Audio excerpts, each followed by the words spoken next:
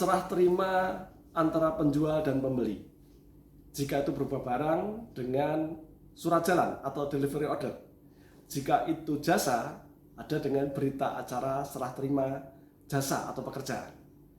Sesi ini kita belajar mengenai surat jalan dan BAST. Selamat mengikuti. Bismillahirrahmanirrahim. Masuk lagi ke writing business letter, bisnis korespondensi atau korespondensi bisnis, ya. Ada banyak sekali di dalam dunia usaha itu surat menyurat, hubungan dalam menggunakan dokumen-dokumen gitu ya, sehingga bisa dibayangkan kalau tidak ada standarisasi hal-hal yang pokok, maka mungkin agak menyulitkan para pihaknya, ya. Di sesi sebelumnya saya sudah menyampaikan mengenai apa itu surat penawaran yang dibalas dengan surat pesanan dan apa lanjutannya. Silakan ikuti. Dan seperti biasa, saya akan menyampaikan kutipan dari pengusaha nyentrik Bob Sadino.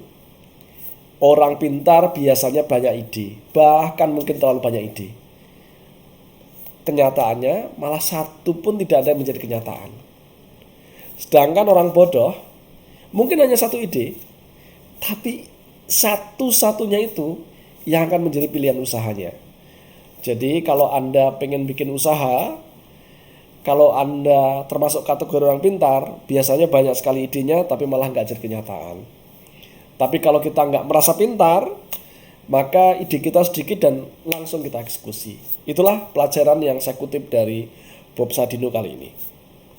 Oke teman-teman, masuk ke sesi berikutnya setelah kita belajar sebelumnya mengenai apa itu surat penawaran, apa itu surat pesanan. Sekarang masuk ke tahap berikutnya, surat jalan, delivery order, ya. Ada yang menyebutnya surat jalan, ada yang menyebutnya delivery order. Sama saja, ya.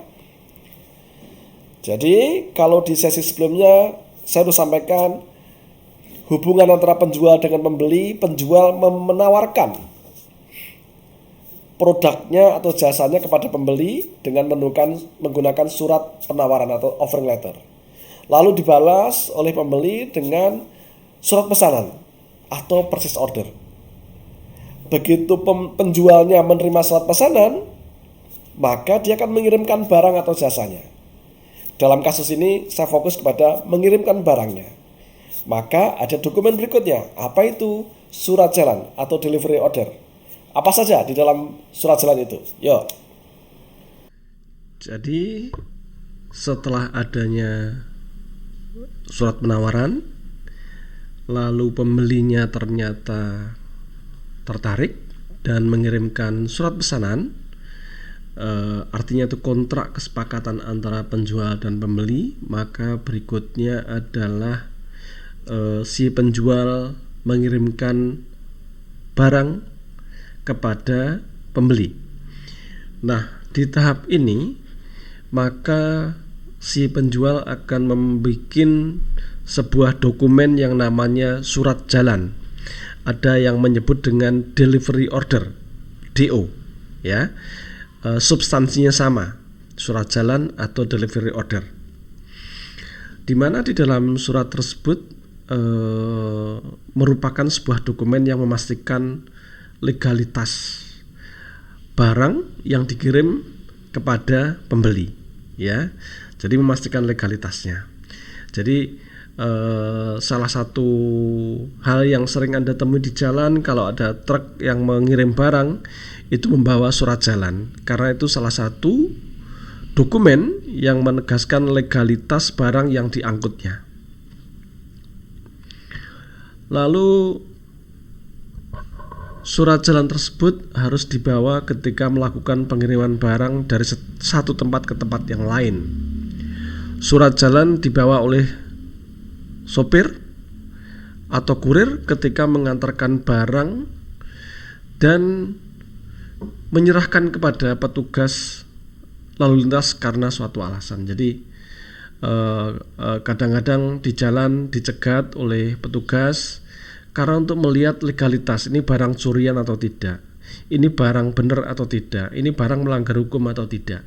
Makanya itulah guna surat jalan pada saat pengantaran sebagai bukti legalitas barang tersebut. Karena dengan adanya surat jalan tersebut, maka driver atau kurir tersebut memiliki keterangan bahwa barang yang dibawa tersebut memiliki legalitas yang jelas, ya.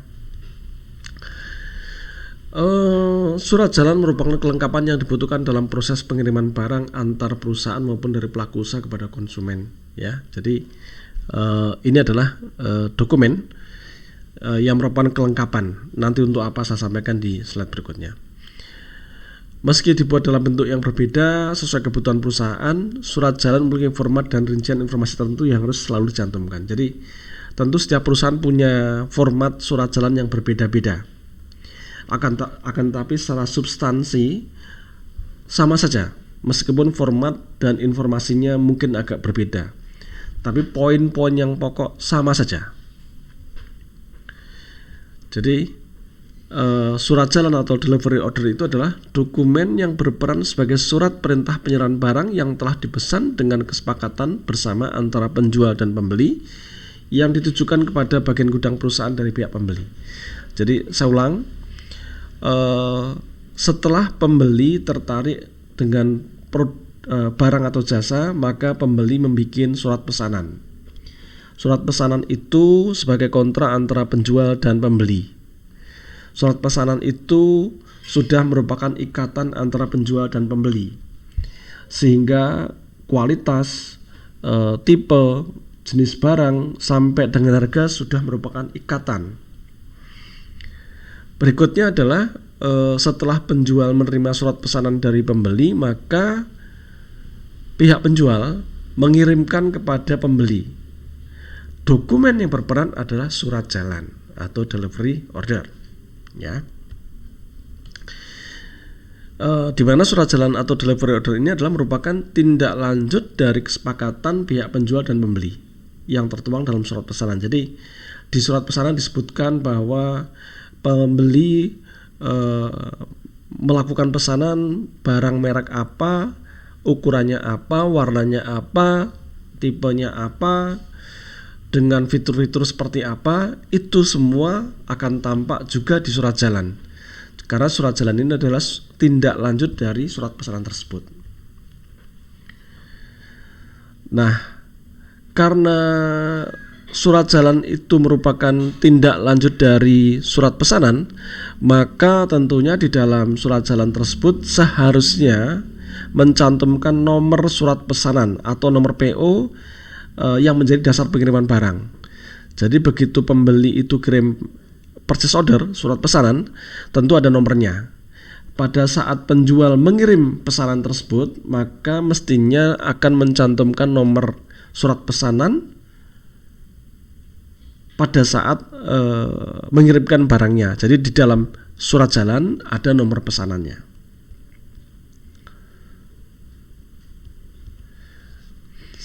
Surat jalan atau delivery order ini merupakan surat jalan yang berasal dari pemasok atau penjual kepada pembeli.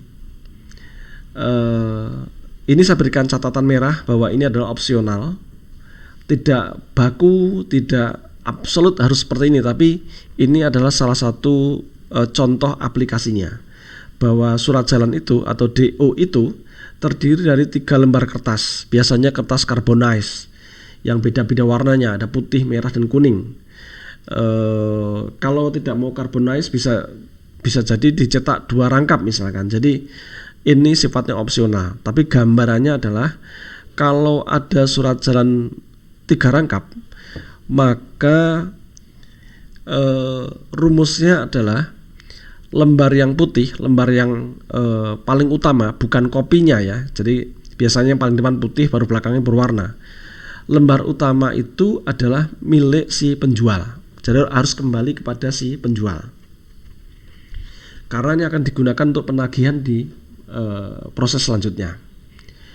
Lalu lembar merah atau lembar kedua, kopi yang kedua, ini akan dijadikan arsip oleh pembeli. Jadi pada saat dia terima barang, dia mendapatkan kopi lembar kedua. Ini sebagai arsip pembeliannya mereka.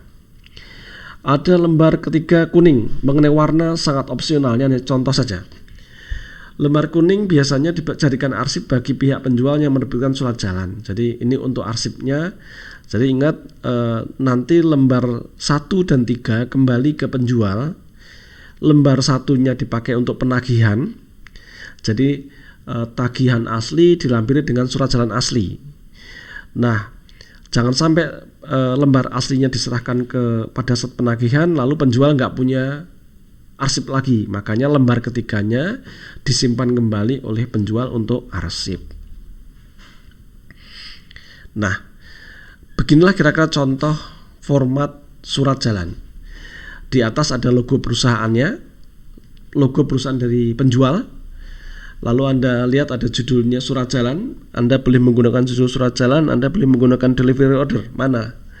Sama saja secara substansi. Dan jangan lupa Anda harus mencantumkan nomor surat jalannya, tanggal surat jalannya, ya. Lalu kalau diantar dengan kendaraan nomor polisi yang mana, drivernya siapa. Di dalam surat jalan tentu ada juga identitas pembeli, PT apa, alamatnya di mana, UP-nya siapa. Nah, tentu namanya juga surat jalan, ada nama barang dan jumlah barang. Nah, satu hal yang harus Anda garis bawahi adalah di dalam surat jalan tidak mencantumkan harga. Ya, saya ulang, di dalam surat jalan tidak mencantumkan harga. Karena harga itu kalau secara sistem pengendalian internal tidak boleh diketahui oleh orang gudang.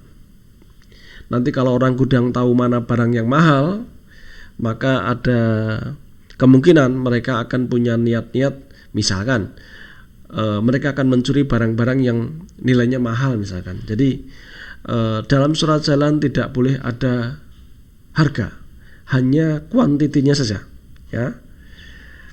Nah, di dalam surat jalan itu tentu ada data pengirim, drivernya siapa, pengirimnya siapa, ya.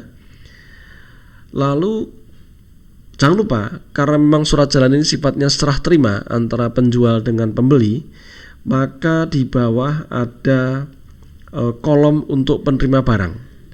Jadi begitu barang itu diterima oleh pembeli, maka pembeli akan tanda tangan di surat jalan tersebut. Seperti hanya kalau Anda terima paket, maka Anda diminta untuk tanda tangan sebagai bukti tanda terima barang. Seperti itu kira-kira. Itu surat jalan efektif digunakan untuk transaksi jual beli produk, jual beli barang. Nah, bagaimana jika transaksinya bukan jual beli barang tapi jual beli jasa? Jasa konsultan, jasa manajemen, segala macam, ya. Nah, apa bukti serah terima antara pemberi jasa dengan penerima jasa? Kalau di dalam jasa bukan menggunakan surat jalan atau delivery order, tapi menggunakan berita acara serah terima, BAST, ya. Jadi jika transaksi antara penjual dan pembeli bukan merupakan jual beli barang, akan tetapi jual beli jasa, maka tanda bukti serah terima antara penjual dan pembeli adalah dokumen berita acara serah terima pekerjaan, BAST. Di dalam BAST itu kedua pihak menandatangani kesepakatan di mana telah terjadi serah terima pekerjaan antara penjual jasa dan pembeli sebagai penerima jasa. Jadi contoh misalkan Anda mengerjakan jual beli software misalkan, ya, jual beli software. Software itu kan bukan barang, bukan sebuah produk, ya, barangnya nggak tangible. Maka pada saat proyek itu selesai, salah satu tandanya adalah antara pemberi jasa dan penerima jasa akan tanda tangan BAST ini, ya, yang menandakan bahwa proyek tersebut telah selesai. Nah, sama dengan surat jalan atau delivery order tadi, dokumen BAST ini juga akan dijadikan sebagai dasar penagihan oleh pemberi jasa atau penjual jasa kepada pembeli selaku penerima jasa. Jadi kalau tadi yang saya sampaikan di delivery order atau surat jalan tadi itu digunakan untuk lampiran tagihan, sama untuk berita acara serah terima jasa juga digunakan untuk digunakan untuk dasar penagihannya, ya. Jadi si pemberi jasa berhak menagih kalau sudah menunjukkan bahwa pekerjaannya selesai yang ditandai oleh dokumen BAST yang telah ditandatangani. Ini saya berikan contoh format BAST, ya. Selalu di atas ada kop suratnya, kop surat, lalu tanggal BAST-nya kapan, lalu pihak pertama adalah penjual jasanya, pihak kedua adalah penerima jasanya. Lalu poin yang penting adalah yang diserah terimakan apa. Dengan ini telah diserah terimakan software, atau dengan ini telah selesai konsultasi bla bla bla bla, atau jasa manajemen bla bla bla bla gitu ya. Poin yang diserah terimakan apa. Lalu ingat, di dalam namanya juga sebuah berita acara serah terima, maka harus ada tanda tangan dari kedua belah pihak pemberi jasa maupun penerima jasa. Kira-kira demikian materi delivery order dan berita acara serah terima pekerjaan. Terima kasih. Jika ada pertanyaan silahkan Anda tuliskan dalam kolom komentar, ataupun bisa Anda sampaikan langsung melalui WhatsApp kepada saya. Dengan senang hati insya Allah saya akan memberikan penjelasan tambahan jika Anda merasa materi kali ini kurang bisa dimengerti. Terima kasih. Wassalamualaikum warahmatullahi wabarakatuh.